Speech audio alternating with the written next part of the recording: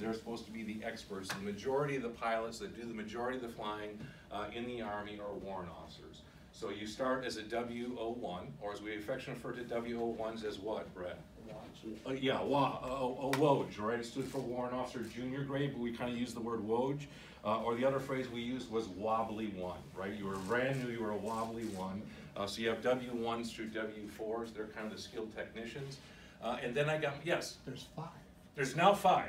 When I was in, there were only 4 ranks as warrant officers, and they've since added a CW5, which in the past we called CW4 gods, so I don't know what you would call CW5s now, right, in terms of that piece. Because it was really, once you made 4, you've been in the service quite a while, and in that period. Then got my commission and served my last 6 years in the rank up to captain, most in aviation. I was also in all 3 different arms of the Army. So I started as a reservist here in Mankato, and I'll talk a little bit about that. Then I spent almost 10 years in active duty with 2 different tours there, and then ended my time in both the reserves and guards. So I'm one of these guys that can't figure out exactly what I want to do for a living, right? I'm constantly moving between rank structures and the different services there. So a little bit about my background. I actually entered the service as an 11 Bravo. So my Army guys, I got 11 Bravos in here, 11 Charlies, 11 Hotels, 11 Mikes. Not one other infantryman in here, right? Okay, so we call them gravel agitators, right?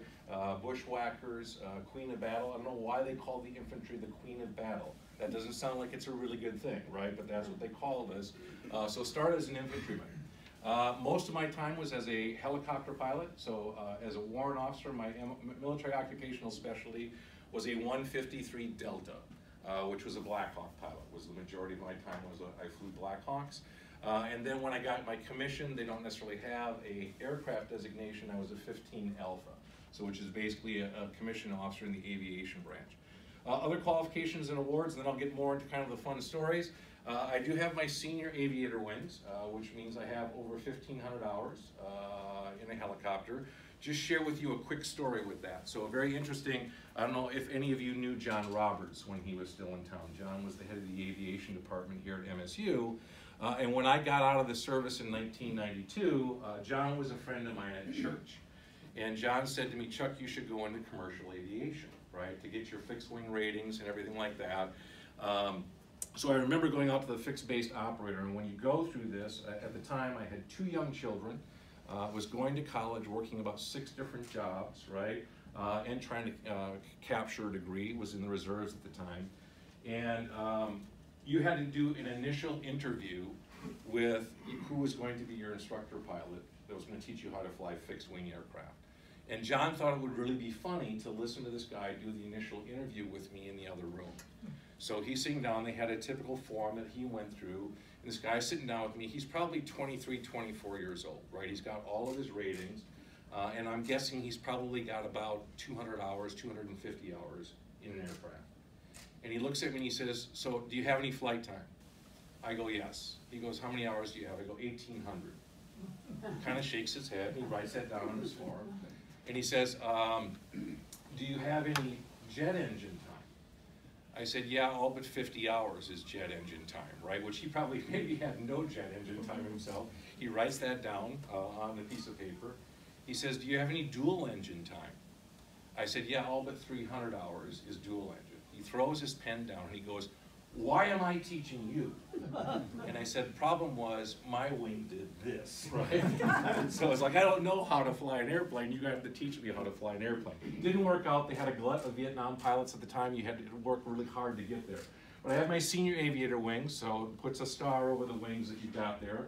I also have my parachutist badge. That's what it's technically called, but Brett, we call them what?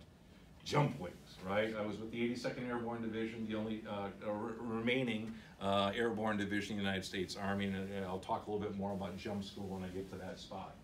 I was also a jump master, so not only was I crazy enough to jump out of a perfectly good airplane, I was one of those guys that shoved 64 of my closest friends out the door, right? So I would literally control the jump. Brett probably is looking at that saying, why is he not a senior parachutist? So to be a senior parachutist, you had to be a jump master, and you had to have 32 jumps. I was one jump short of getting my senior jump wings, right? So that was a tough one for me. I'll tell you a little bit about that when I get to the jump story. I was also a Pathfinder. Pathfinder is the first one to go into a drop zone, technically set up the drop zone for the coming in. It's supposed to be extremely good at land navigation. Has anyone seen a Pathfinder badge of our veterans? Yeah, I know you have, Brett. It's probably the prettiest badge outside of the Navy SEAL Trident in the entire services. It is this like cornucopia base, and then you have these flames coming out of this cornucopia that look like a wing. And when you have them on either a dress uniform or even on an OD, it's one of the prettiest looking badges. They only send 100 people a year to Pathfinder school, right? So it's a very unique badge for anyone to see. And I always remember when I got back to Pathfinder school, I'd always get some young private that had never seen a Pathfinder badge. And they would come up to me and they'd say, "What is that?" Because it's just this beautiful badge. And I'd always look at them and say, well, what that means is I'm the door gunner on the space shuttle, right? And if you know privates are like, do they have door guns on the space shuttle? Top secret, we don't like to talk about it a lot, right? But it was always, you could get there, it was like, give me a bucket of prop wash, right? Or a roll of flight line, you could always pull them off with that joke. I was also air assault qualified, so as an air assault, it's a nice looking badge that you've got. I've got one on my hat here that's got a helicopter with wings around it. That's where you learn how to rappel out of helicopters, learn how to external load, and I'll talk a little bit about that in my time frame as well. Have my Southwest Asia Service Medal, so I am a Gulf War veteran. I always say I was there, but never had a shot fired at me in anger. I came at the end of it, and I'll talk more about my experience in Iraq and Turkey when I get to that portion. And then have other accommodations as well. So I always had a lifelong interest in the military. You know, people always say, how did you get involved in the military? When I was a kid, seriously, all we ever did was we went out and we were either playing football, we were playing sandlot baseball, or we were playing Army, right? Whether it was G.I. Joes or we were playing with our toy guns, I mean, we terrorized MSU's campus playing Army up there. And I know today you couldn't get away with the things that we did playing Army as a kid. So I always had a lifelong interest in it. And I always talked to my dad, who was a Navy veteran, served during the Korean War. I talked to him one time about, you know, what should I go in the Army, should I go in the Navy, in honor to my dad. And my dad knew me really well. He says, Charlie, he says, the Navy's not for you. And I say, well, how do you know that, Dad? He says, what you need to do is I'm going to give you 300 yards of rope. And I'm going to tie one end of that rope to your bedpost and the other end of that rope to your ankle. In the Navy, that's your world, right? I mean, you're restricted to that shift. He knew I was the type of person that would drive me crazy, the confined space. So I had a lifelong interest in the military.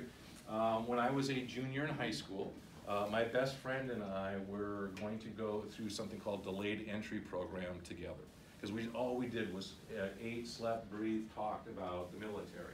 We were going to, if you did that together, you could go through basic and EIT together, advanced individualized training, and then your first duty station could be together. So we wanted to be Cav Scouts and be in Germany. So we were taking German in high school, that was our plan. So we were going to do that on his 17th birthday. He was turning 17th later than I, because you could do that. My plans changed. And the reasons my plans changed is that lovely looking woman right there, sitting next to my mother-in-law, is my wife, Eileen. I met the woman of my dreams, my high school sweetheart, and I told my best friend, I said, I can't join the military. He's like, what? I said, I don't want to lose her. I fooled her already to think I'm a good guy, right? So I literally didn't join at that point in time because of Eileen. Fast forward. I was actually in college. How many of you remember what the economy was like late 70s, early 80s? If you remember, Ronald Reagan talked about what when he ran? The misery index, right? Inflation plus unemployment. Is you had unemployment, inflation were both in the high teens. So Eileen graduated magna cum laude with a degree in finance and a minor in accounting in 2.5 years. She could not find a job as a night clerk at a convenience store. I mean, that's how tough the job market was then. And we kind of had a deal that I was going to put her through college, then she was going to put me through college. Well, the deal kind of changed a little bit just because it was difficult to find that. We were both working part-time jobs. And a very good friend of mine that was going to go into the seminary, and I was thinking about going to the seminary as well, I asked him, I said, what are you doing this summer? He says, I'm going away to basic training. And I looked at him, I said, what? He says, yeah. He says, I'm going to the Army in the reserves. I can make money while I'm going to the seminary, serve my country. So I literally went down to my recruiter and started talking at that point in time about the same thing, right, where I would join the military. And interestingly enough, the day that I took the oath of office, swearing that I'd defend the Constitution of the United States against all enemies, foreign and domestic, was the day my high school buddy got out of the military. It was 4 years to the date, right, that I actually swore in as an 11 Bravo. So went to basic training in Fort Benning, Georgia. As they always like to say, I was born in Benning and raised at Bragg, right, for infantrymen. So I started my career at Fort Benning, Georgia. I was part of what was called Delta 11. They always had two different types of barracks. Anybody go to Fort Bragg or Fort Benning for basic? They had two parts there. There was what was called Harmony Church, which was old World War II barracks. No air conditioning, very tough. And then they also had what they called Sand Hill. And Sand Hill was all new construction, had air conditioning and all of that. So those that went to Harmony Church called it the Sand Hilton, right? Is because we had a much nicer place. It was not great accommodations, but I would tell you, for somebody who grew up in Mankato, it was my first true feeling of finding a diverse culture. We were in open barracks just like many of you were, and I can tell you I had a guy that sat across from me, Private Hasty, who was literally involved in gangs in downtown Harlem. I hardly had seen maybe one other black person growing up in Mankato, Minnesota, right?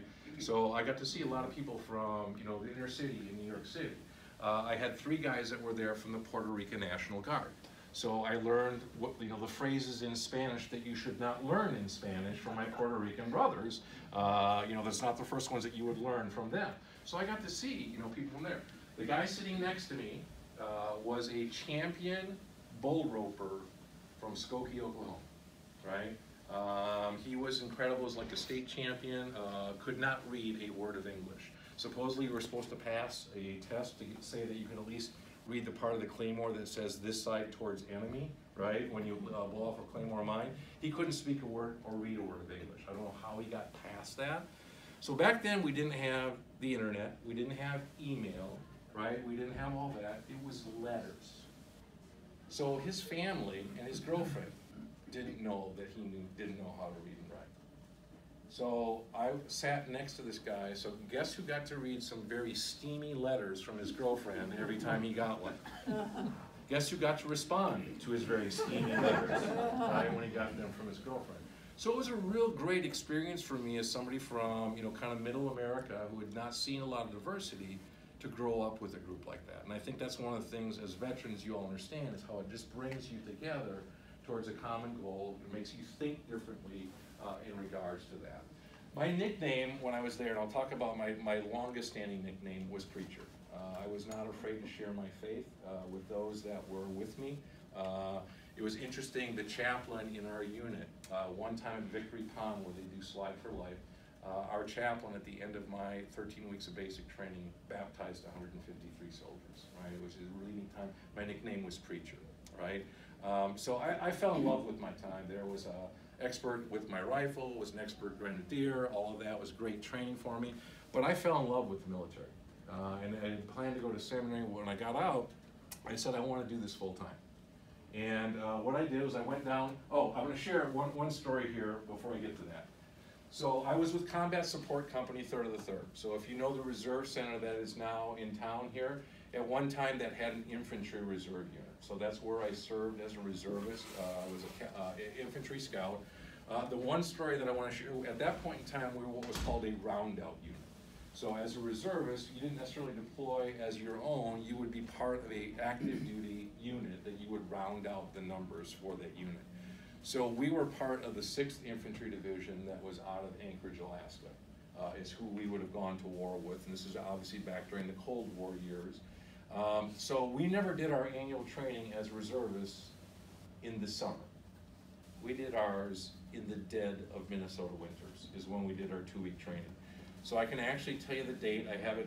I remember a T-shirt that was made for it. We went to annual training January of 1984 at Fort Ripley, Minnesota. At that time, the 6th Infantry Division actually had an airborne battalion, part of the 6th there, and they were playing our opposing forces. So, meaning we were playing Army, and they were going to be the enemy against our unit. So they were jumping in. I was kind of getting my first taste of airborne. They were jumping at Fort Ripley. They'd had about, I don't know how much snow that year. It was a ton of snow.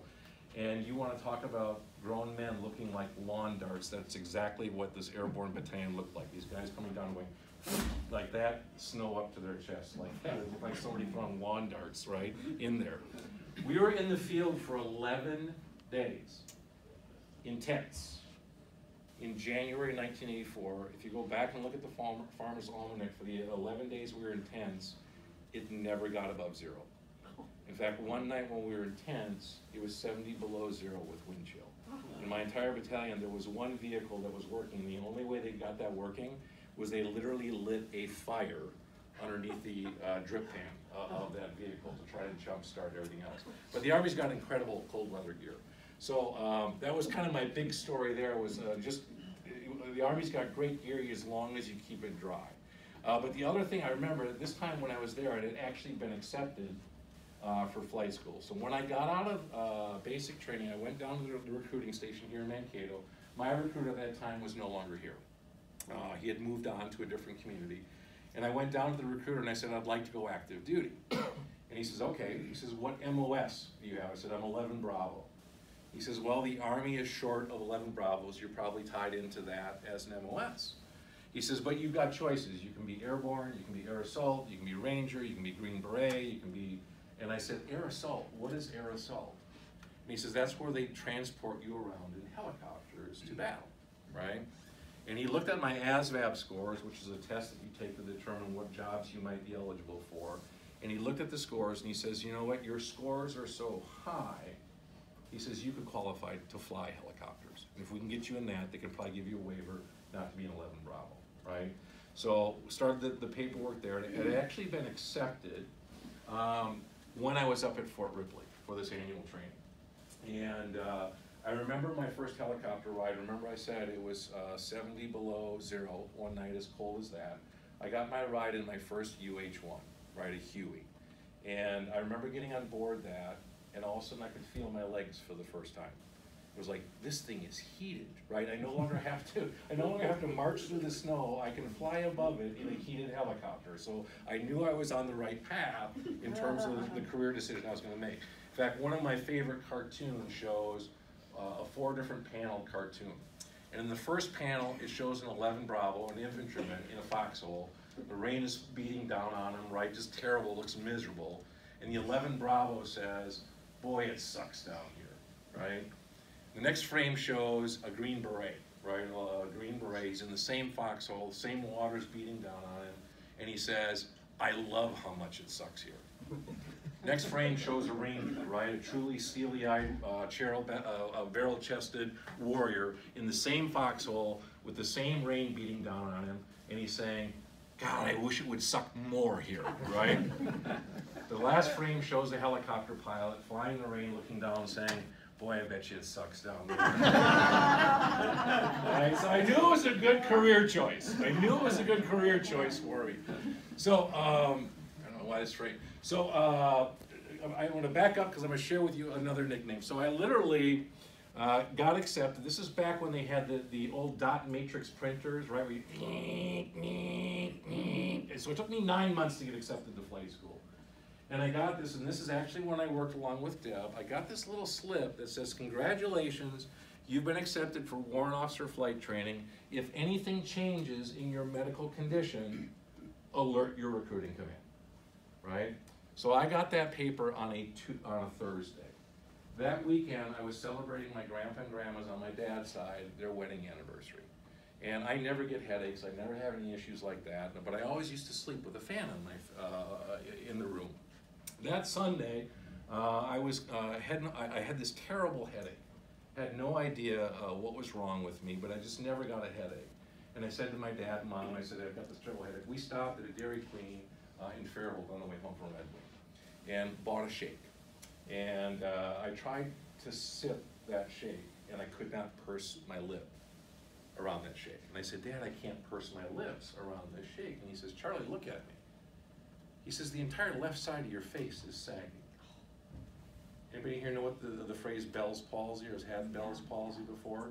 That's what I have, right? Is what Bell's palsy is you have two nerves that come up behind your ears. And if you were to take a pencil and draw it right down the middle of your face, that seventh nerve controls all the nerve impulses to half of your face, okay? So what happens in Bell's palsy is that nerve gets infected, so you basically get no nerve impulses to that. So literally, to drink a cup of coffee, I had to hold my lip to that. I had to tape my eyes shut at night to go to sleep. I couldn't even blink, right? I had to wear a T. So when I was at Michael with Deb, my nickname was literally Quasimodo for a while, right? So I went down to the recruiting command and said, something's changed with my medical condition. I looked terrible. I looked terrible, and my recruiter said, no kidding, right? There's something wrong with your medical condition, okay? There's gonna be a point to this story, I promise, right? So I literally had to wait 9 months until I got electroshock therapy. Paul and Donna probably remember this story at my sister-in-law's wedding. I was an usher for my sister-in-law's wedding. It was while I was recovering from Bell's palsy over here at St. John's Catholic Church.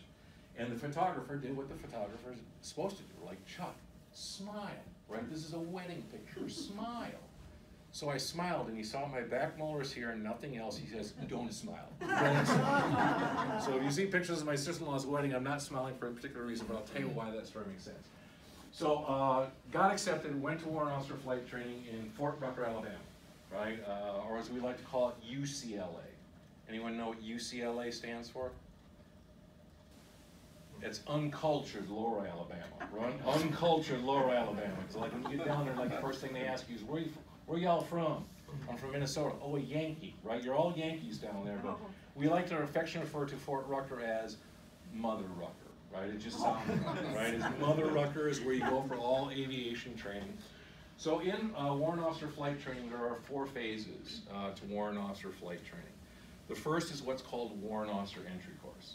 You don't even smell a helicopter. You don't touch one. You don't learn anything about helicopters at all. That first 6 weeks is for all people that are going to be warrant officers.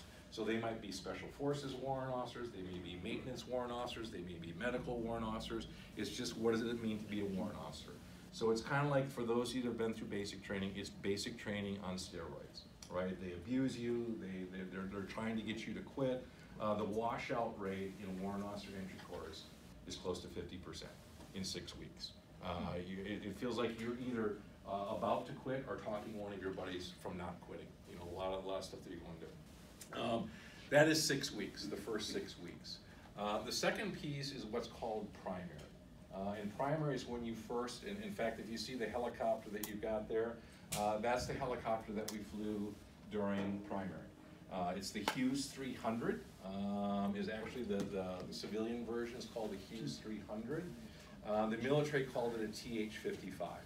So T stood for training, H is helicopter, right? So the training helicopter 55. These 3 rotor blades were turned by 8 what would look like fan belts on your automobile. I mean, that's all that literally turned it. So we always used to say that was a lawnmower that could fly, right? It's basically very, you can see, very little room for both you and your instructor pilot. My instructor pilot, when I started primary, was a civilian. He had been a military guy. His name was Mike, very soft-spoken. He and I, our shoulders met in the middle. I mean, it was like being in very close quarters when you learned it. Our nickname for it, the TH-55, we had 2 different nicknames for it. One was the Mattel Messerschmitt, because it was kind of like a toy, right? And then the other one we called it was the Orange Hummer, right? The Orange Hummer were the 2 nicknames that we have. So primary is you're flying the TH-55. And what was cool about primary was you went through a lot of unique things. First 2 weeks was Aeromed, so you learned a lot about how altitude impacts different parts of your body. Your eyes, obviously your lungs, you learn about hypoxia. So one of the unique stories that I always love to tell about my time in primary is like the second week of primary, they take you into an altitude chamber. Has anyone been in an altitude chamber? It's a unique experience, isn't it? Very unique experience. So in ours, they had 6 people on each side. So 12 of us as students in this altitude chamber, and then they had 2 instructors that were on oxygen. And they bring you up, not physically, but meteorologically, or however you want to call it, they bring you up to 35,000 feet, right? So how many of you pay attention to the flight attendants when they give you safety instructions? Good, that's me too. I don't pay attention to them at all. None of you raise your hand, right? So they tell you, whose mask do you put on first? Your own, right? Because otherwise you're going to be of no help to anybody else. So what they do is when you're in this altitude chamber, and there's only 2 buttons, so we've got our helmets on, we've got our masks on like this. There's 2 buttons on our control panel. One is a force regulator. So all I gotta do is hit that and it forces oxygen into my lungs, where I don't even have to breathe, it'll just force oxygen into my lungs. And the other one is just an on-off switch that will, if I suck, will give me oxygen. So if I flip either one of those switches, it's important, either one of those switches, I'm gonna get oxygen to, okay?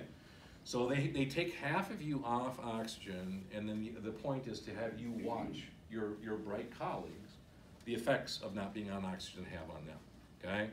So the guy that sat across from me said, oh, he says, Kind, you were hilarious. I said, well, what do you mean? He said, so they gave you this clipboard with some questions on it. The first questions were like long addition, long subtraction. The last question is like, where are you? What day is it? What is your name? The questions got significantly easier as you went down that list. And he looked at me and he says, Chuck, he says, you took that clipboard, you answered 2 questions, you slung the clipboard, and then you giggled for 6 minutes. I don't remember any of it. I don't remember any of it, right? And just a couple other, colleagues that I remember going through this. So how many of you remember that play school ball? It's red on one side and blue on the other, and you've got the yellow pieces that are stars and diamonds and circles that you give to a 2-year-old kid to learn their shapes to put it in the right spot. They always give this to one of the people that's off oxygen to show you the impacts on your mind. And literally you have very bright pilots swearing to God they're going to get that star into that triangle shape, right? They're just showing that's how gone you are when you lose that oxygen. But the one that I remember most was Jeff Latemp. Everyone in the military's got a nickname. His was Frenchie, right? We called him Frenchie. And it's not unusual for people to get the shakes when they're off the oxygen, right? So he starts getting the shakes like this, and they go, number 12, put your hand out. They don't call you by your name, number 12. So he puts his hands out, and his hands are going like that, right? And they go, what are you doing, playing piano, right? And they're trying to make fun of him. He's like that, and they go, your mask, put your mask on. They're like, you're gonna die, you're gonna die. So Jeff grabs his mask, it's down like this, and he's literally shaking the mask like this to try to get it to his face, right? He finally gets it to his face, and he thinks he's good, but his oxygen's off. And they go, your regulator, you gotta turn your regulator on. Very bright pilot looks at this, looks over at 2 switches, either one he hits, he's good, and he started crying like a little girl. Woo! Had no idea how to take care of one switch. One switch. So when they tell you to put your own oxygen mask on, there's a reason, right? It's not long before you're flipping a clipboard and giggling, right? Or shaking, or you gotta put that on. But that was during primary. The other thing that was really neat about primary was I never had a true college experience because I married my high school sweetheart very young. Never knew what it was to be in a fraternity or sorority. That's what it was like. Is the 10 weeks that you're in primary was like being in a fraternity. You had a flight school color. I was class 8531. We were the navy blue Bushmasters, right? That we had to have a flight color and we had to have a nickname. And a Bushmaster was, it's a very venomous snake that if basically they call it a 2-stepper. If you get bit by a Bushmaster, you have 2 steps and then you keel over dead, right? So you gotta have a good military name like Bushmasters. So we literally had parties every 2 weeks when there was a graduating class out of primary. We would do skits, we did tug of wars. One of the biggest things that we would always do is we had what was called a solo bolo. The solo bolo was the last person in your class to solo without their instructor pilot in there. And what they had to do was face the wall of shame. So everybody in all the flight school classes would get out there with their flight school mugs, and we had this very old cruiser bike, right? Fat tires. With that, they literally built a rotor on top of that when you rode the bike, it went like that, and he had to walk through or run through the gauntlet where everyone was splashing with water, right? So it was a great time, right? It was a lot of time. We flew all that in the TH-55, and I'm going to have a volunteer come up here in a little bit. Then you graduate into the junior and senior phase. So junior phase is where we then started to fly the UH-1, the Huey. For those of you veterans, how many of you had a flight in the Huey? Right, that was our trainer for primary. Is everyone went through the UH-1H, we learned how to fly in instrument conditions, we did what was called basic tactical training, where we'd learn how to fly nav of the earth. We're basically, you know, right on top of the trees, and we'll talk a little bit more about that. And then you go into senior phase, where you go into different tracks. If you're going to go attack helicopters or utility, there was different tracks where you'd learn some more advanced tactics there. So graduated May of 1986 as an honor graduate. The gentleman that actually pinned my wings on me was my brother's first cousin. His name was Peter Kine. At the time, he was the commanding general of the Signal School at Fort Gordon, Georgia. So he was actually the one that pinned that on for me. So one of my favorite quotes is Harry Reasoner was doing, I don't know what it was, some type of news program about helicopters. And this is kind of the conclusion of that, but he basically said that helicopters, or it starts with airplanes, by their natural design, want to fly, right? And if left to themselves, will fly, right? I mean, just the aerodynamics, you can glide for a long way without an engine in an airplane. He says helicopters, by their very nature, do not want to fly, right? It's basically beating the air into submission.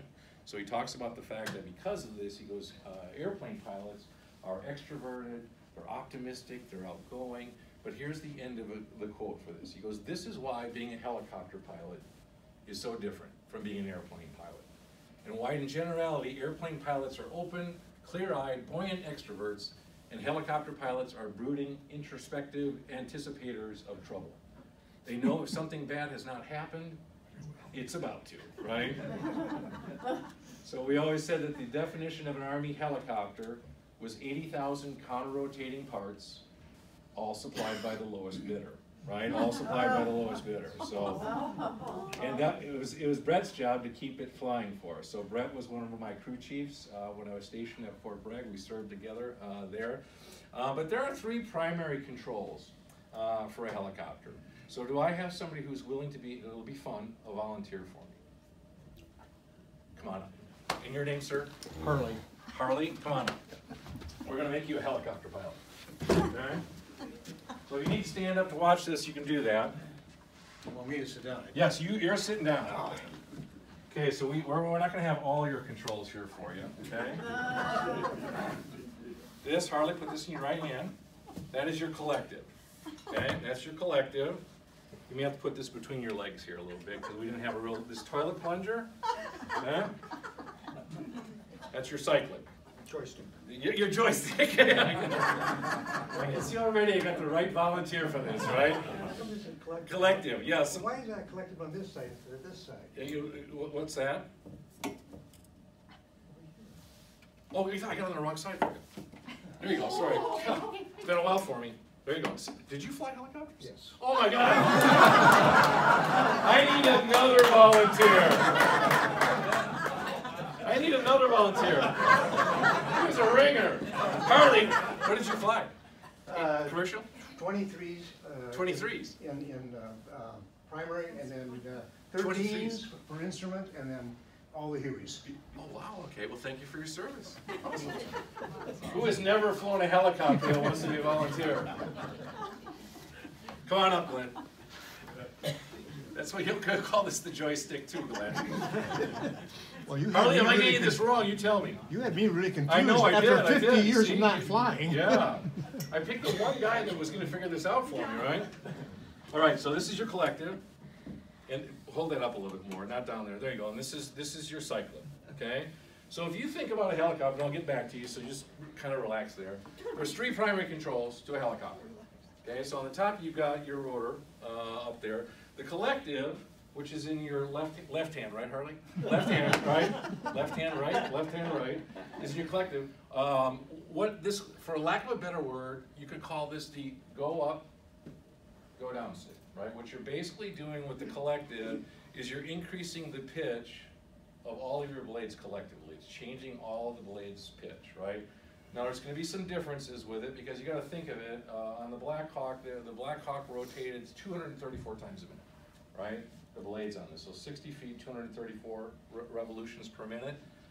You have what was called the advancing blade, right? So that all helicopters in the U.S., the blades, I don't know if it's still the truth, all the blades, at least the Army at that time, all the U.S. helicopters rotated counterclockwise.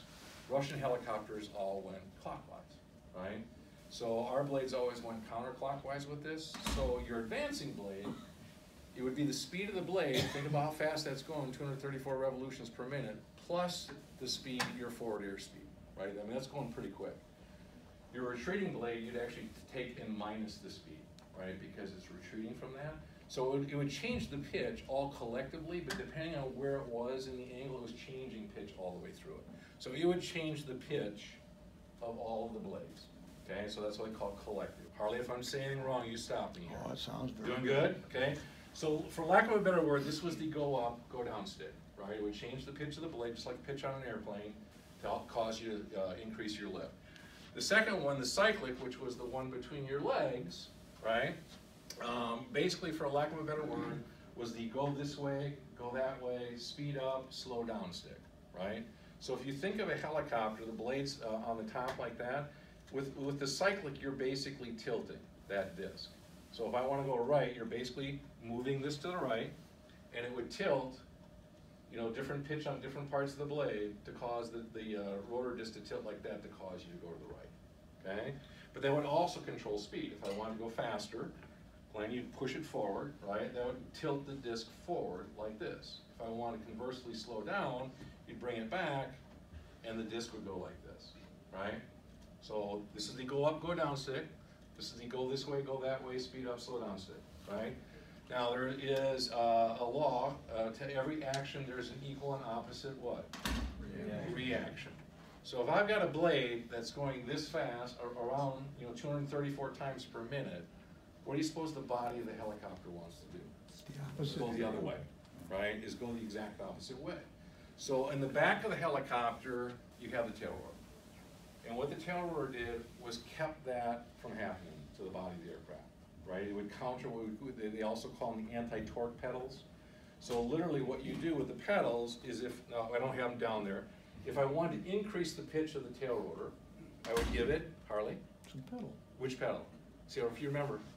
Oh, gosh. See, you remember which side the collective went on, right? Right pedal. It's left pedal. Oh, left pedal. Left pedal for increase in power, right? Right pedal if you wanted to decrease power, or pitch, right? So if I wanted to increase pitch, I put left pedal, it would increase pitch in the tail rotor. If I wanted to decrease, I would give it right pedal, okay? So anytime you touched one control, you almost always had to do what, Harley? Do something with the other two, right? So let me just give you an example of what you would have to do if Glenn were flying this and all he wanted to do was to speed up, okay? Keep the same altitude and speed up. So the first thing you want to do when you speed up, to get more speed, Glenn, is to do what? Okay, so he's pushing that forward. So what's happening to the disc? Keep pushing forward, okay? What's happening to the disc now? Tilting like that. So if I don't do anything else, what's going to ultimately happen if I make no other controls to the input? I'm going to crash, right? I'm going to go fast and crash. That's the good news. I am going faster, but I'm going to crash. So if I want to keep on the same altitude, what do you suppose I have to do? Besides pushing this forward, I got to do what? Pull pitch. I got to increase pitch, right? Increase the collective, okay? So that will keep me basically at, I've done like this, but it's changing things collectively. It's going to keep me at the same altitude. Now, because I've increased collective, what is he going to have to do, or the aircraft's going to start twisting? Got to have a left pedal. So just to increase speed, you had to put the cyclic forward, increase collective, left pedal, right? To slow down, exactly the opposite. So slow down, you pull the cyclic back, collective down, right pedal. So there was not a time, Harley, tell me if I'm online, that you weren't constantly moving all three controls, right, with a helicopter. So everyone yeah, go ahead, Harley. Well, now, you have to keep in mind, if you've got a governor on that. Yes, he had one that you had to actually we didn't. control the throttle, Yeah. right? On the TH-55 we did. So when Harley flew these, outside the Huey, you had a governor most of the time probably, right? In the TH-55, the 50 or 23 that you flew, you also had a throttle control that you had to worry about as well, right? So it was actually 4 controls in the TH-55, so you're always moving all of those, right? So everyone give Glenn a round of applause. So the hardest thing to do in a helicopter, hardest thing to learn, Harley, was what? Hovering. Right? You think, how hard is it to learn how to hover? It's impossible to learn how to hover.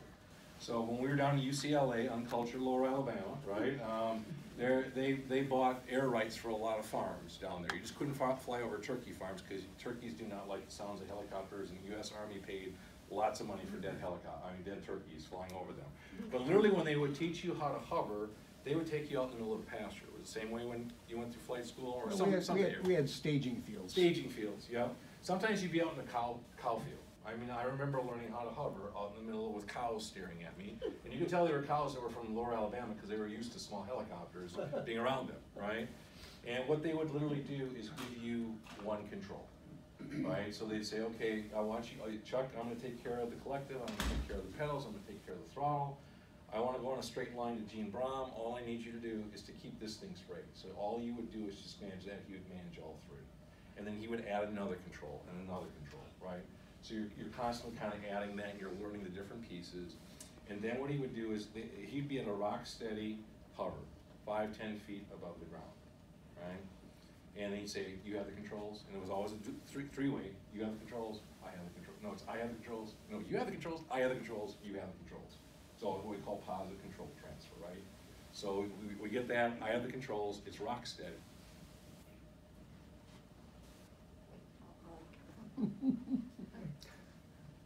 Harley's laughing because that's exactly what it was like, right? It would be rock steady, and all of a sudden you start to do this, and you start to go like this, and then you started to over control it, right? And it'd just be like this. Cow still like, I've seen this before, right? It's the first time you see, like, oh my God, I'm gonna die! You grab it like boom, like that, would stop. It's the hardest thing. And I think part of it is you see all these movies with people moving controls. We used to call it a dime, the hover dime, right, Harley? You'd literally just barely move the controls. It was tiny movements on all of those controls to keep it over one spot. So one of the things that we had to do as part of the 82nd Airborne Division is we were what was called a rapid deployment force. We were supposed to be able to deploy anywhere in the world within 18 hours, wheels up. So one of the things that we had to do was deck landings twice a year. We would do deck landings. We typically do them off Cherry Point Marine Corps Air Station or off in Norfolk because that was a fairly close distance there. And you literally get to the point where when you're doing a deck landing, they're obviously facing the aircraft carrier. They call them LPHs, landing platform helicopters, LHAs, landing helicopter assault ships. They're basically aircraft carriers that were made for helicopters. So they're moving into the wind at probably 7-8 knots, and you're just coming over it, and in your mind you think you're hovering over that spot, but you're actually moving forward at 9 knots, and you don't even think about it. So what took so much to get there, at a certain point in time, you're like, how do you do that? I don't know, I just think about it. It just becomes kind of second nature with that. Just kind of questions on that? All right. So out of flight school, I was going to tell you the story. So my nickname in the military was Popeye. And go back to the story of when I had Bell's palsy. So I got accepted to flight school. In warrant officer entry course, and in the first probably 4 or 5 weeks of primary, you have to eat what are called square meals. And anyone in here eating square meals as a veteran, it's the goofiest thing in the entire world, and it's all about attention to detail.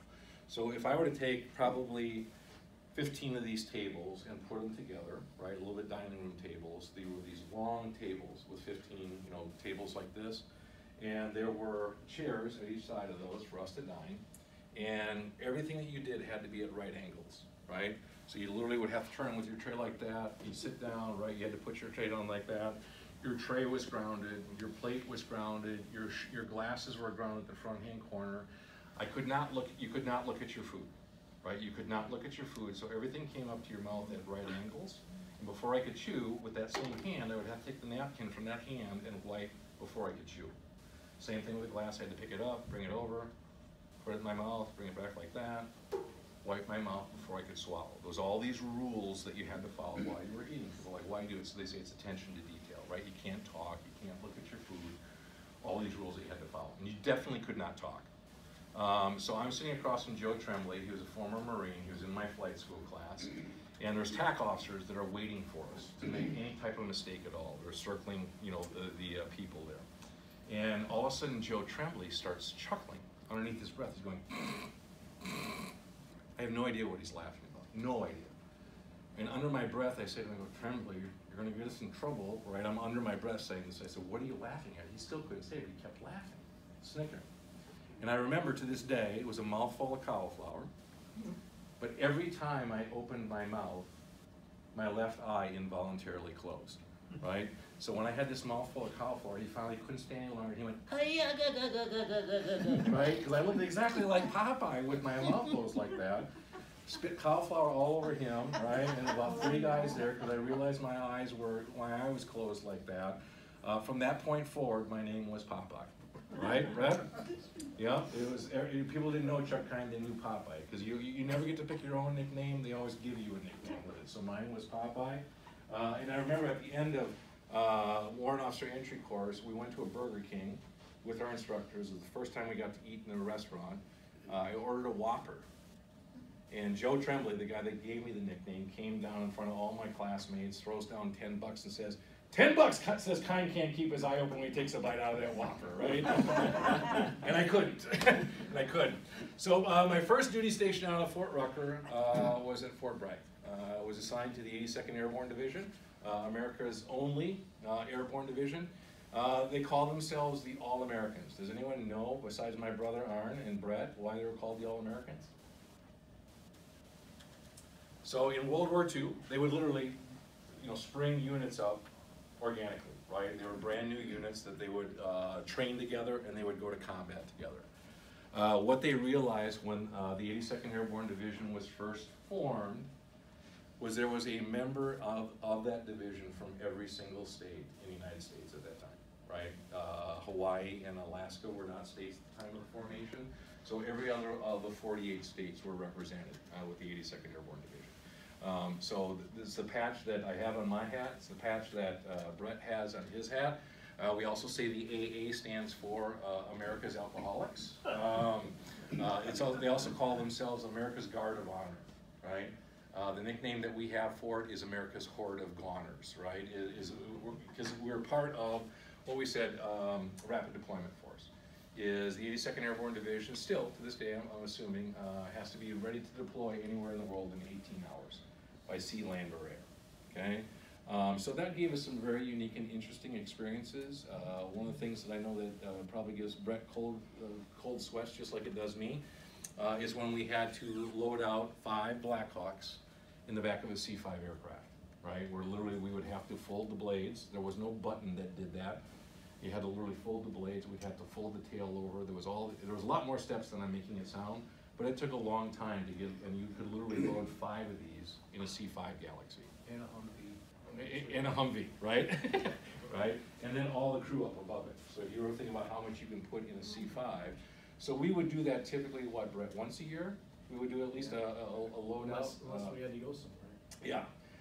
Or we could self-deploy places, and then also we were supposed to be able to deploy by sea as well. So twice a year we would do deck landings. And that was a unique experience doing deck landings, right? Landing on LHAs and LPHs. They have a unique lingo. Any naval aviators in here? So, they've got different phrases in aviation. So we would just say, flying 2,000 feet, 2,500 feet. That's not the way that an aviator would say it. Thousands of feet are called angels. Hundreds of feet are called cherubs. So if I were flying at 1,200 feet, it'd be 1 angel, 2 cherubs, right? That's how they would say it. You have something that's called a transponder. We would use the word squawk, right? It's set your transponder. That's what identifies your aircraft. The Navy would literally use the word choke the parrot, right? Instead of squawk. Choke the parrot, angels and this, how many souls on board, splash the bingo. So you had to learn all this lingo.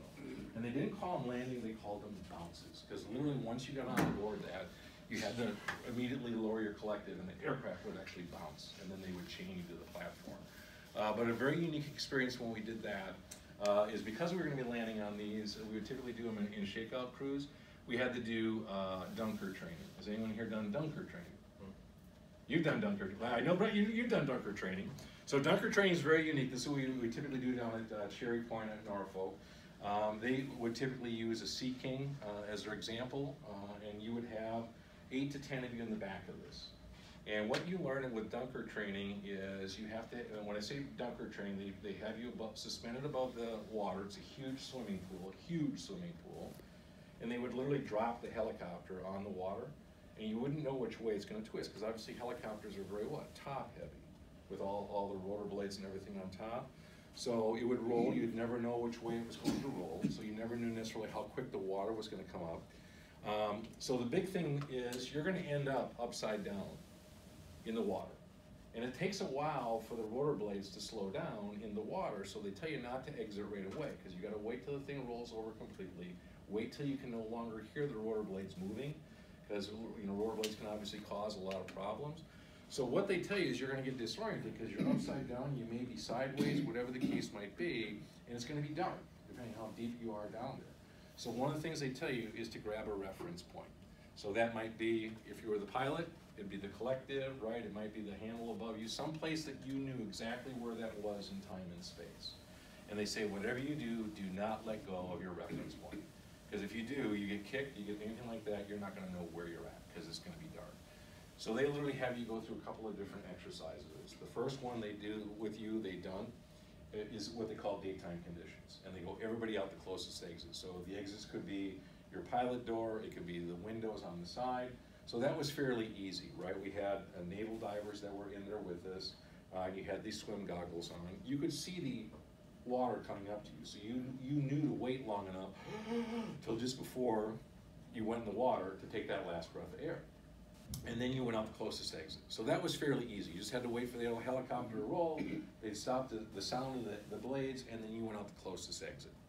Second one was daytime conditions, everybody out the same exit.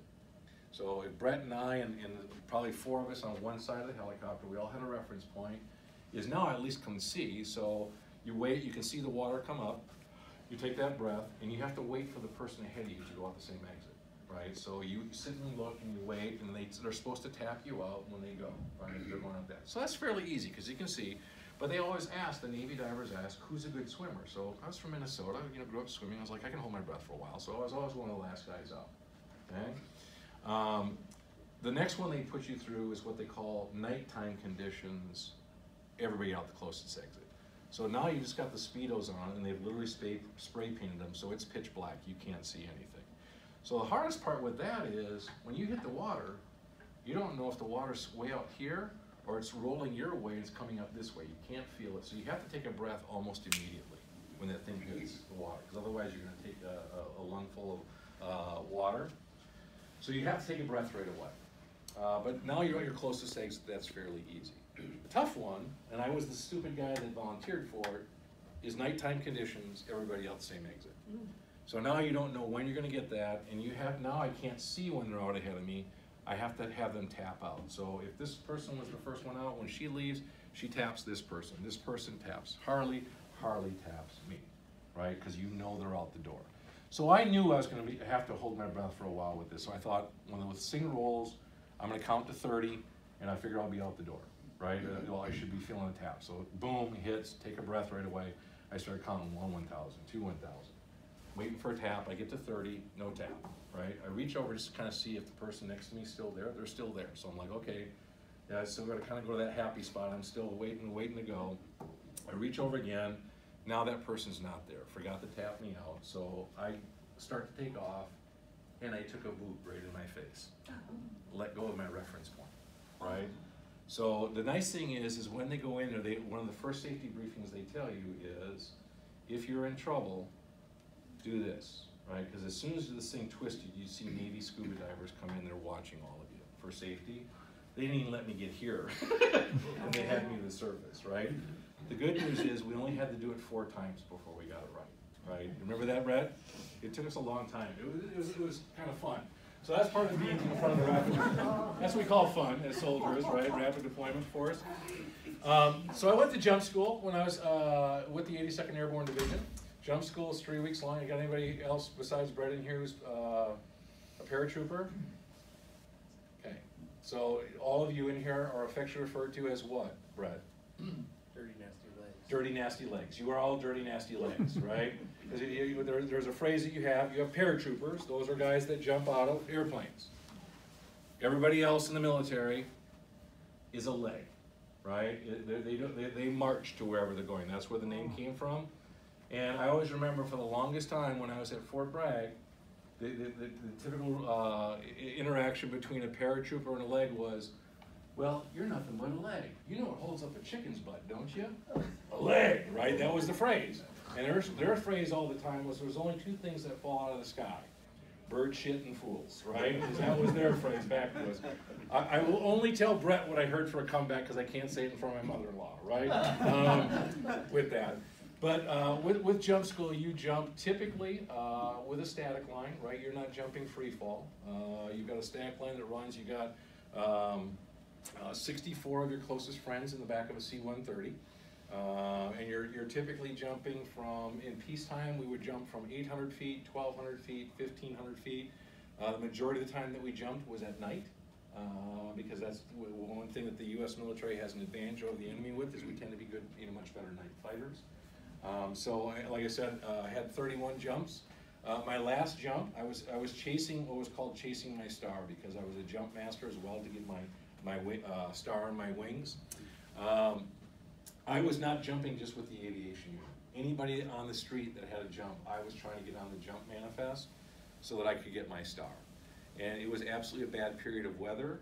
You couldn't jump in peacetime with over 13 knot winds, which I'm sure we jumped in knot winds over that, because the military parachutes, just so you're aware, you're going fast enough that you're not a target. Right? They want you coming down fast enough that you're not up in the air, easy to pick off. So you cannot do a stand-up landing in a military parachute. You would break your legs.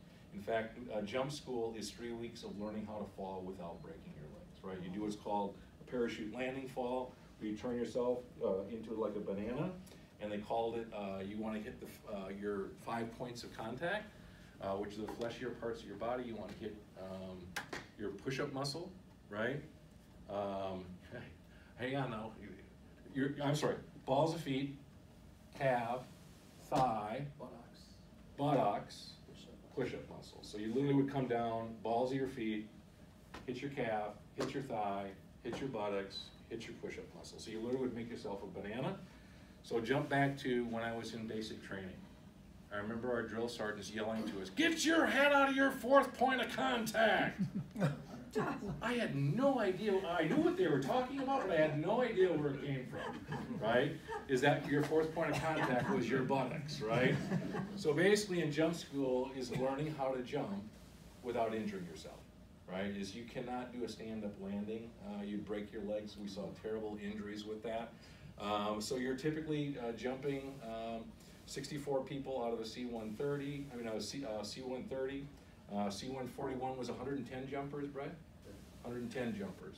With the C-130, you literally had to get up and out 36 inches, so you'd hit the prop wash of the C-130s because they were turboprops. If you didn't get out far enough, the turboprop would literally hit you into the aircraft. We called that counting rivets off the aircraft. So a lot of bad injuries if you didn't get up, but you could tell literally when you hit the prop blast, your body would do an about face. You could just literally feel it when you came out. With the C-141, it was really easy. You just walked out and the jet blast flew you out, right? So you always jumped with a reserve. Your reserve was always here. So you had what was called 5 rules of the air. Whenever you jumped, there were 5 things that you were supposed to remember. First one was upon exiting, right? We called it up 6 and out 36. A good exit from a C-130, get out 36 inches and up 6 inches. So you literally spring yourself out of the aircraft. The second one is if you don't feel the opening shock of your main parachute by the count of 4,000, you're supposed to deploy your reserve, because you could literally feel when your chute opened from the static line. And it was lower jumper has the right of way, turn right to avoid collision, prepare to land, and land, right? And there was different things that you went with that. So the joke that I always loved when I was serving with the 82nd Airborne Division is the instructors that we had at jump school, we called them Sergeant Airborne, right? Everyone was Sergeant Airborne. So young paratrooper's about to go on his first jump. And he's trying to go through the 5 rules of the air that we're supposed to memorize, and they would always have us mouth them off during pre-jump. And he's forgetting the rules of the air, and he says to the jump master, he goes, "Sergeant Airborne," he goes, "if my main chute doesn't open wide, how long do I have to deploy my reserve?" Sergeant looks at him and says, Rest of your life, son. Rest of your life. Right? So went to Jump Master School, was the honor graduate there. Probably the most unique time when I was stationed with the 82nd Airborne Division was I did a 6-month rotation in Honduras. Was assigned at a place called Sotocano Air Base. We called it SCAB. It was a Honduran Air Force base in the Comayagua Valley. Did that from October of 1988 to April of 1989. We called it the Holiday Tour because we were there over Halloween, Thanksgiving, Christmas, New Year's, Valentine's Day. I remember the traditional greeting on Christmas Day was Merry Christmas. It was like, go to hell, right? Because we were away from our families, right? It was not a great thing, a great time to be away. But I ended up being kind of a VIP pilot there. There was the head of the U.S. military there was a Colonel Torres. When we first rotated in there, every day they would give out different missions to different pilots. And Colonel Torres's call sign was Aguia 06. Aguia is a lizard, right? When Honduras, that makes sense. So we had just gotten there and everybody's coming back and they're talking about how they flew Colonel Torres. And everyone said he was a difficult man to get along with. Our commanding officer down there was a Bill Jacobs. He was from St. Paul, Minnesota. And he was handing out missions and he says, Popeye, he says, do you want to fly Colonel Torres? And I said, sir, I really don't. And he says, can you say Aguia 06? It was like, yes, sir, I can, right? He wasn't asking me, he was telling me. But that was kind of nice being the VIP pilot. I flew him everywhere that he went.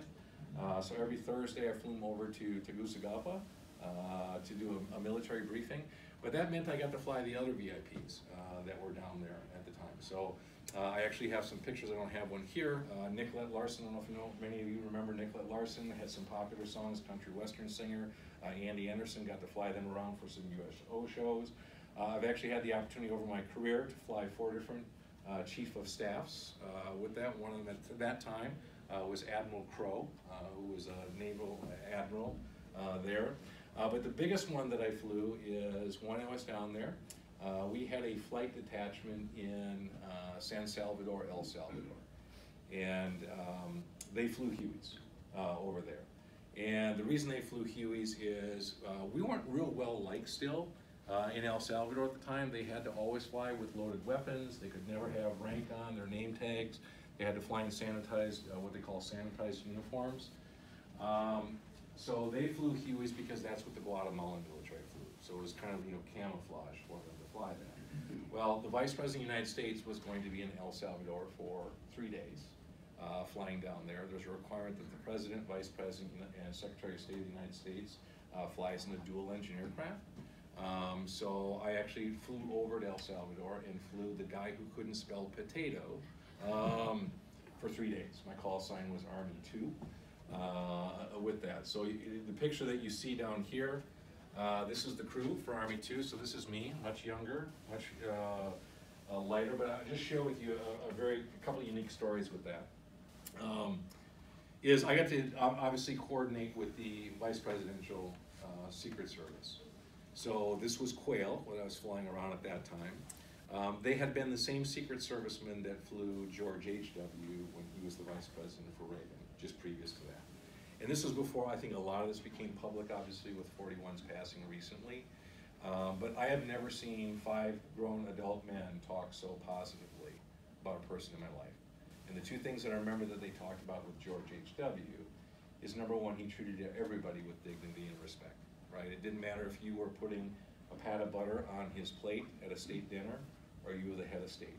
He said that man treated everybody the same way, with dignity and respect. The other thing they said, and I think this has become public knowledge now, is every day, unless he was deathly tired or deathly ill, he wrote 5 handwritten thank you notes every day to people that touched him during the day. So unique story. It wasn't a very exciting flights. We took him between different locations there. But we had to, when we were there, we had to fly in sanitized uniforms, no name tags, no rank, no patches. As soon as we landed, we went into what was basically a double wide and got into civilian clothes, so we couldn't be identified as U.S. military. We carried loaded 9mm. That was our weapon as pilots with us everywhere we went. And then we had to be transported in an armored van through San Salvador, because they not big lovers of Americans still, right? Everywhere you went, you saw signs that say Yankee go home, da da da. was not thinking, they would take terroristic maneuvers against the military at that time. So we were in an armored van, which was basically a cargo van that had very thick bulletproof glass, armor paneling, and we had two guerrillas in front. These guys were huge El Salvadorans that were loaded to the teeth and paid no attention to any traffic signs. We went through stoplights, stop signs. It was get to the hotel, get between places that were safe, okay? So we stayed at a place called the El Presidente Hotel in downtown El Salvador. It's a beautiful hotel. My roommate, we had to double up, was a guy named Bruce Atkinson. Do you remember Bruce? He was actually a maintenance pilot, right? Our maintenance pilot. So just to give you a little background on Bruce. Bruce had been a Special Forces captain in the Vietnam War.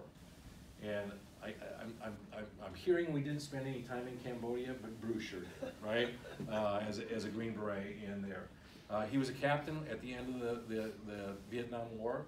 He was rifted out at the end of the Vietnam War, so obviously somebody who had seen some action in Vietnam. This guy was my roommate. When he got rifted out, he became a vice agent in Miami. So he'd seen some action there too. As a vice. This is my roommate, right? This is my roommate. Say, Bruce, have you got someone roommate? He says, no, Papa, I'll be your roommate, right? So we'd gotten briefed up for the mission the night before, and we're sleeping in the room. It's two queen-size beds, and as you can picture, on the one side of the room you have the TV and the kind of that long counter here. And we both got loaded 9mm. And the big thing they would always do to military men or any people there was their big thing would be opening up doors, rolling in hand grenades, or shooting you while you were in your hotel room because it was a secure location. So you took security very seriously there. So because we were going to be flying the next day, 12 hours bottle of throttle, you can't drink before that, I didn't trust the pure water in the hotel, so I bought 2 Cokes to take to my room that night. And before we went to bed, I polished off one of them. Bruce and I went to bed. About 10 o'clock at night, because we had an early morning mission, I got up, was a little bit thirsty, went over, opened up the second Coke. There's a little bottle down there, put it back down on this counter. Woke up again at 1, thirsty again. I go over to the counter to find the Coke, and I can't find it, right? I'm patting around trying to find this Coke, I can't find it.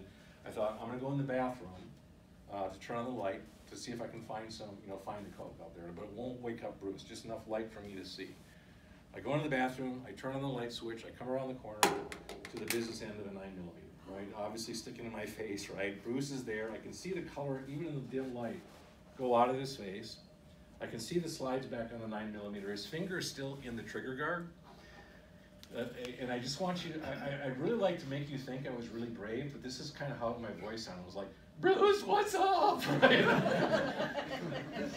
That's kind of how it cracked out, right? This is when I see the business end of a 9mm at dark, and I don't know if he's going into flashbacks. I slowly pushed the gun away from him, right? He still hadn't, he was like not putting it away, pushed it away from him like that, and I'm like, Bruce, what's up?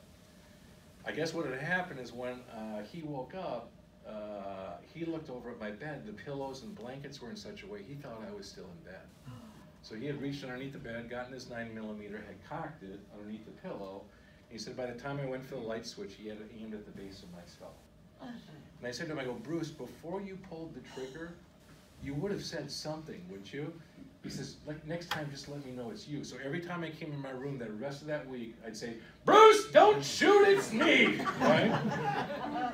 So that was the most exciting part of flying the vice president, right, was that. So after that, went to Officers Candidate School at Fort Benning, Georgia. So this was now my 3rd time at Fort Benning, right? Was there as a private for infantry training, was there for jump school as a warrant officer. Now I'm back as an officer candidate in terms of a graduate as an honor graduate, commissioned a 2nd lieutenant, went to aviation officer's basic course.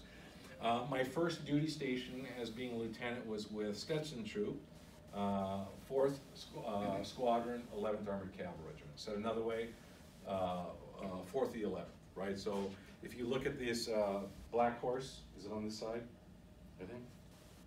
Here's the colors for the 11th Armored Cavalry Regiment. If you've ever gone through Belle Plaine and seen the Huey that's there, this is actually the emblem that's on the front of that Huey, is the 11th, 4th of the 11th. So our regiment's job was to protect the Fulda Gap, okay?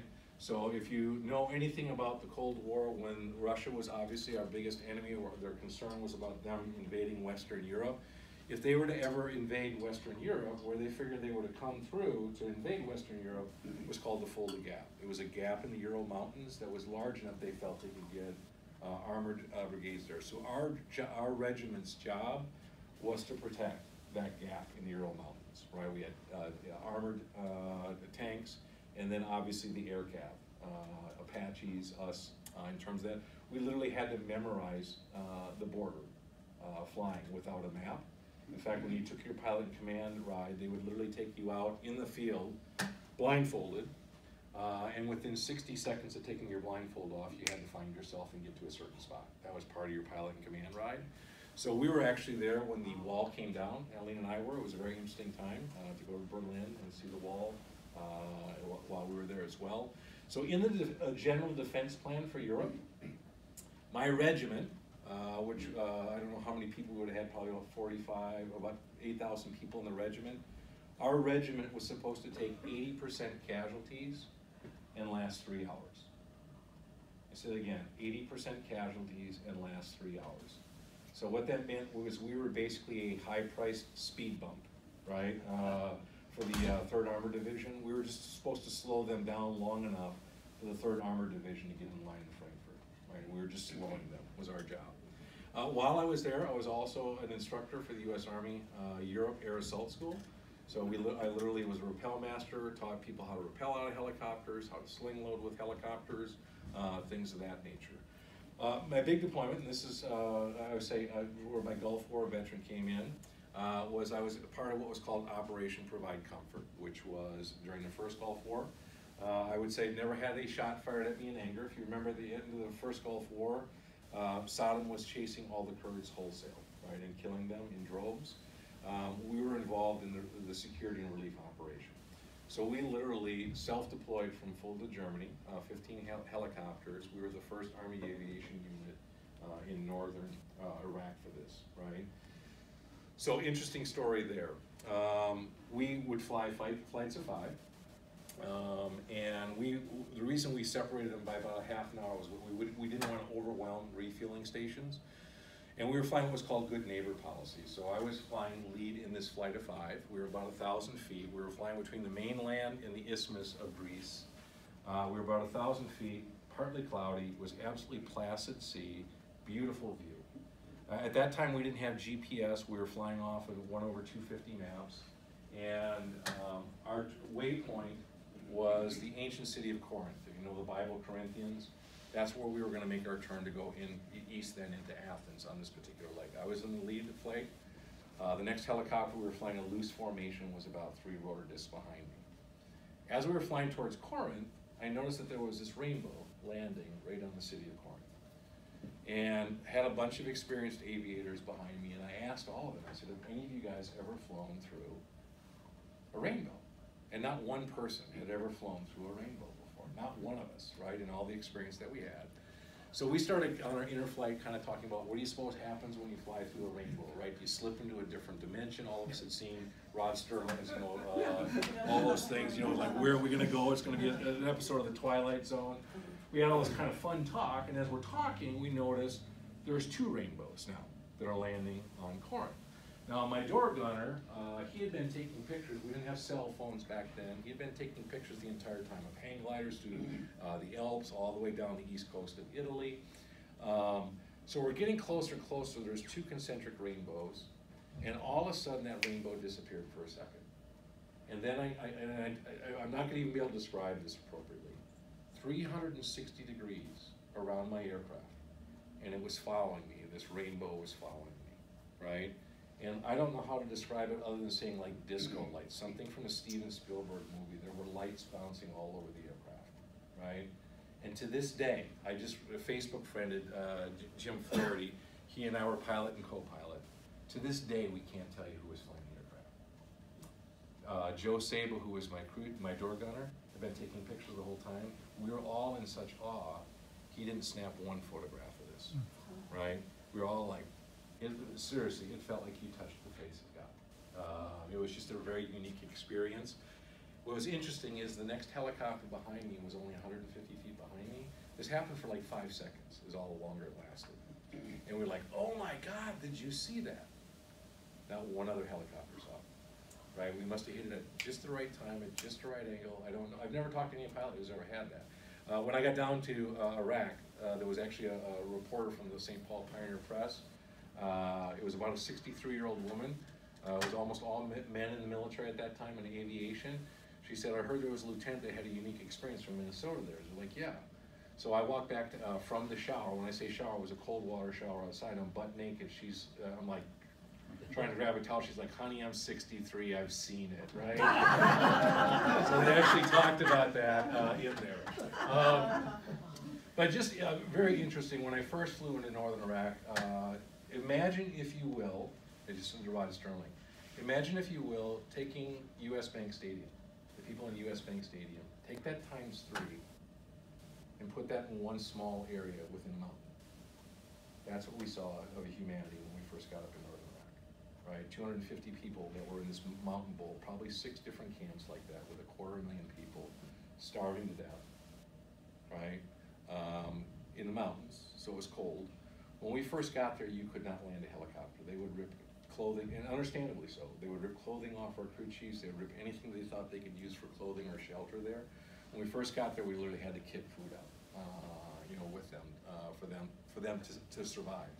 I remember probably the most surreal experience for me was when I first got into northern Iraq, there was not a soul in any of the towns in northern Iraq, absolutely ghost towns. And as we were flying up to the mountains, we saw these long lines of cars. And I'm like, why is there a traffic jam? It wasn't a traffic jam. These people in the middle of the night grabbed everything they could, they threw it in vehicles, and they drove until their cars ran out of gas. And they left them there, right? The Turkish border was mine because the Turks didn't really care for the Kurds much at all as well. I have to share this one story with this. So it was involved, when I first got there, we couldn't land the helicopters. Green Berets are involved in what we call non-conventional warfare. So they don't typically go face to face with the enemy. They'll work along with the local military to train them, maybe go out with them as advisors. They tend to be intellectual soldiers. It wasn't until the Green Berets got in there that they could set up areas for us to land. The Kurds are very clan-centered, very family-centered. So we literally had to drop the Green Berets outside of these mountains. They would go in there to threat to themselves, because these people are starving to death. And they would connect with the heads of the clan and say, we're here to help, right? We want to help you, but we have to be able to set up distribution systems, make sure it's equitable, set up a place where the helicopters can land. So the colonel that I first met when I was in station for 3 days, I come into the briefing tent and he says, Lieutenant Kine. I said, sir, everyone calls me Popeye. And his name, I kid you not, Green Beret Colonel, he was Colonel Bond. Anyone got a guess at his first name? James. I said, that is so cool, sir, right? It's James Bond, right?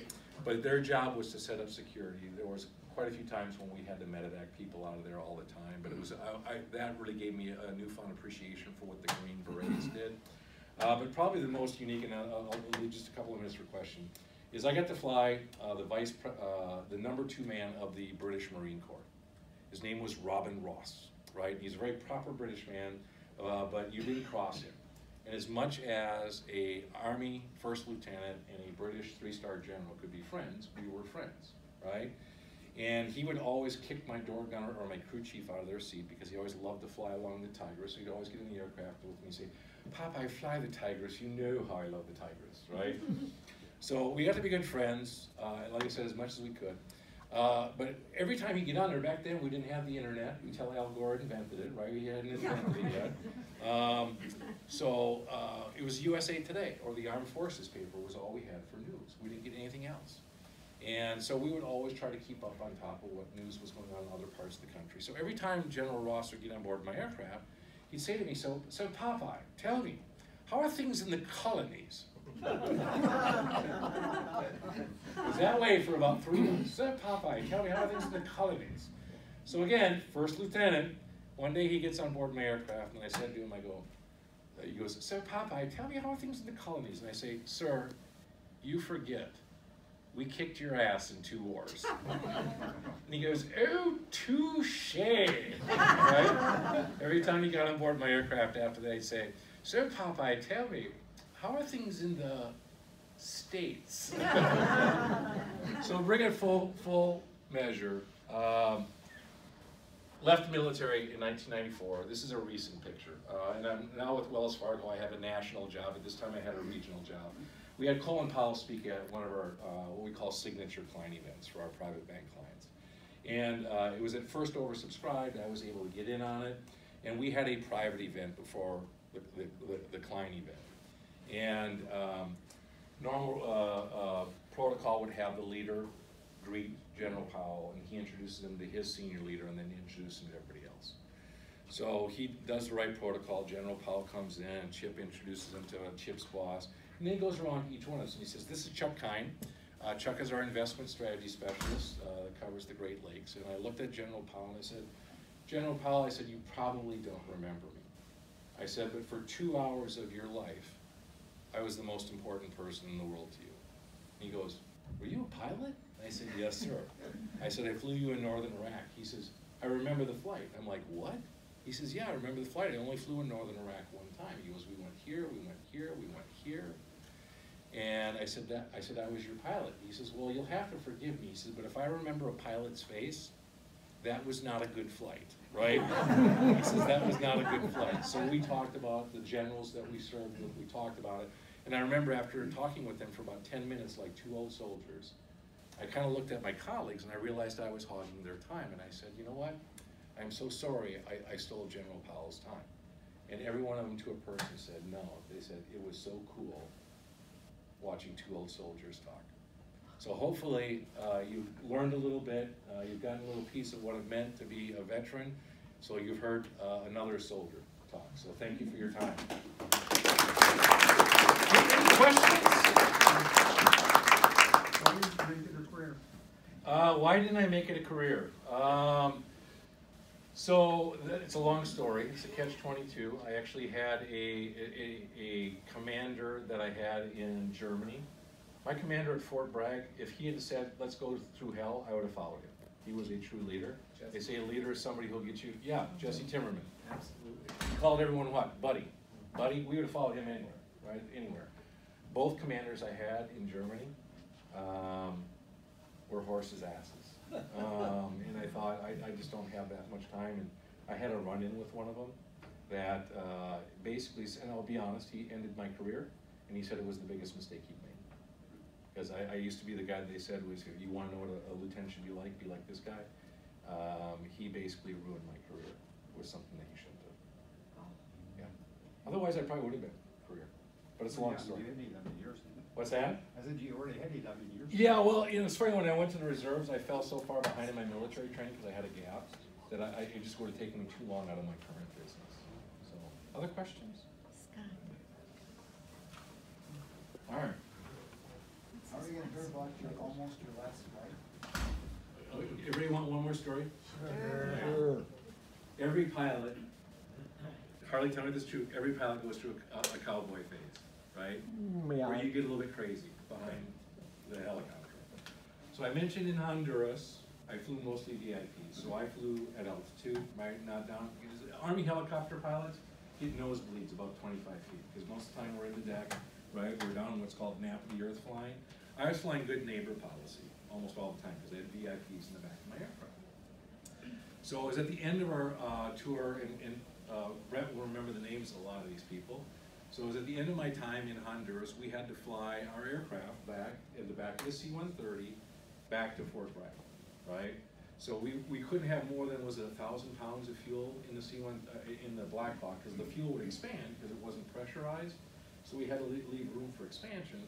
So my captain at the time, his name is Captain Paul Scroggins, says, "Popeye," he says, "I need to take 327. I just always use 327 because it's a tail number I remember. He says, "I need to take 327 now." And he says, "Just fly." I said, "What's my mission?" He says, "Turn JP8 into noise," right? He said, we just need to burn some gas so we can make room for the expansion. So it's basically like saying, have a joyride. That's what he said, that's how I took it. Okay? So I picked my best friend, Rick Christopherson, in the unit, who's now was in the Coast Guard after that. Rick was single at the time. He's now happily married. And there were very few females, and I can say this to my wife, she's heard this story. There were two very cute Air Force female weather forecasters that were on the other side. So Rick, being the single guy, paid attention to this. He asked Captain Scroggins, he says, can we take these two weather forecasters with us to thank them for all they've done for us these last 6 months? Captain Scroggins says, sure. This is a bad formula. Single guy, two very attractive females, mission is to do what? Just burn gas, right? We got really stupid. We're going out, we're doing return to targets, we're doing negative G's, right? We're down on the deck. So the worst part of this is Honduras is very mountainous. And there was a canyon that I had flown over at altitude for quite some time, okay? Well, we weren't gonna fly over at altitude. I literally am flying just off the deck down this canyon, right? There's water below us, river below us, raging river, and it's kind of flying into the mountains. And I'm going about 120 knots, and we're coming up on this fairly large turn. So I banked the Black Hawk to about a 60-degree angle of bank, try to make the turn. So if I'm doing this, Glenn, what do I gotta do? I gotta increase collective, right? If I'm doing this, I'm just gonna go on the ground. So I'm doing this, I'm taking more power from it, right? Got left pedal. 60 degrees is not gonna do it. I bank it to 90 degrees, which at that time was the angle of bank limitation that we weren't supposed to exceed with the Black Hawk. So I'm literally trying to get the aircraft to go sideways, right? I'm still, and again, if I'm turning it more, I got more of this. I turned this thing to 110 degrees. I remember 110 degrees, and I got the collective like to the stops, and I'm still not going to make this corner. Right? So the only thing that I can do right now is climb. So right away, what I did is I leveled the thing out, pulled the cyclic into my chest, pulled the collective to the stops, and I'm watching the canyon wall getting bigger and bigger, right, coming like this towards me. And just as I'm about to crest this, I get what's called a roll rotor horn, which basically means the rotor's telling me it's not going to go fast enough to lift the helicopter, right? Because I'm requiring too much of it, too much pitch. So the only thing that you can possibly do to you know, keep yourself up is I've got a lower collective, which means I'm going to do what, Glenn? I'm going to go down. And there's trees right there. And I always say to this day, I think God took my head and said, look left, because it was lower to my left. I lowered the collective, started sliding the thing. And when I say this, this happened in seconds, right? This happened in seconds. Lower this thing like that, and I'm not kidding you, my rotor blades with pine trees was a Vegematic. I mean, there were tops of pine trees going down, and then you could hear scrapes underneath the belly of the aircraft as I was going sideways, right? Finally, the rotor built up quick enough. I look over at my co-pilot, Rick. His eyes are like this, right? They think it's part of the ride. They're like, let's do this again, right? I mean, my heart is beating in my throat, and I look at Rick, his eyes are like this, I'm like, no problem. Right? So we weren't supposed to land in the Comayagua Valley anyplace unless we had an emergency. So we're flying, everything looks like it's okay, the controls are acting normally, but I'm trying to fly back, and I'm flying back, and short, he was very short, I'm trying to think of it. Can't think of his name. Was it Barney? Barnes. Sergeant Barnes was our crew chief. And I'm flying back, and Sergeant Barnes goes, he goes, sir, you can't land. I said, what do you mean? He says, the bottom of this helicopter looks like a Christmas tree. All these bows had gotten into the wheels of this thing. Oh, no. So I called the air traffic controller and said, Army, Comayagua Air Base, Army 12345, request permission to land. I got an emergency. They're like, Roger, nature of the emergency. Oh crap, I knew you were gonna ask me that.